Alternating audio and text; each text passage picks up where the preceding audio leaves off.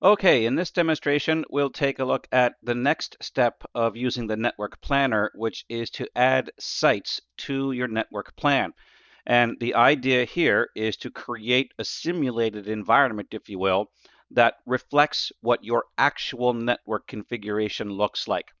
Now, before we get into anything with respect to the demonstration itself, once again, I would like to point you toward the documentation because this gives you a much better idea as to what network sites are all about.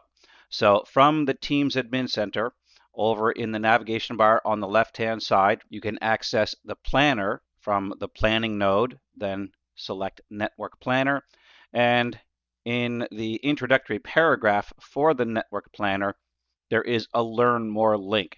And I have already clicked on that, so I have that right here. And this particular page doesn't give you a lot of information in terms of what sites themselves are all about, but it does mention them a little bit farther down the page. So if you just scroll down, it says build your plan and add a site. But again, it really doesn't tell you much about what sites are. But over on the left-hand side, there is a link for the Network Planner walkthrough. And if you click on this, it gives you a scenario.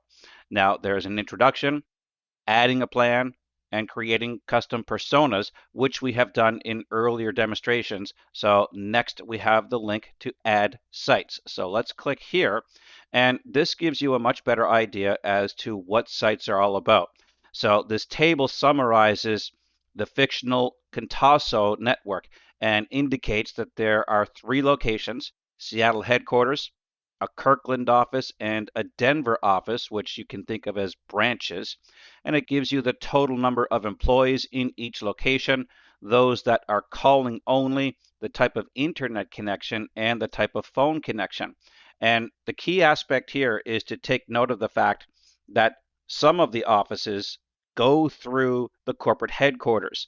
So for example, the Kirkland office uses the connection of headquarters in terms of its internet. So it's remote through headquarters, as is the phone connection.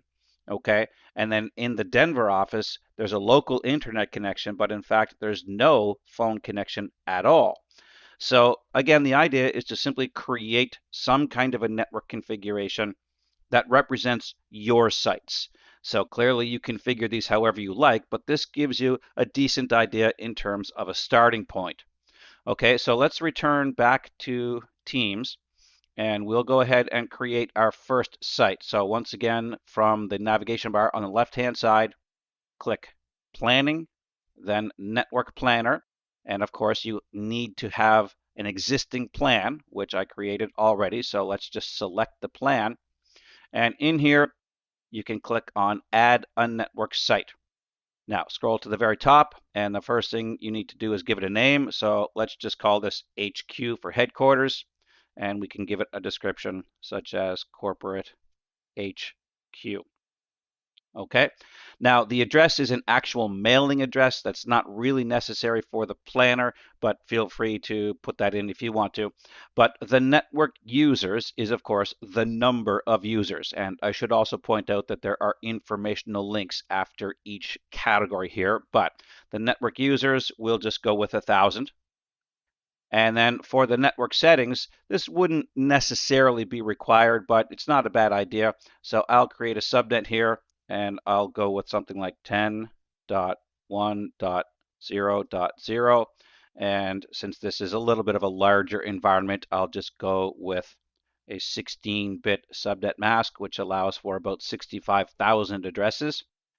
Then we have options for express route and connected to WAN.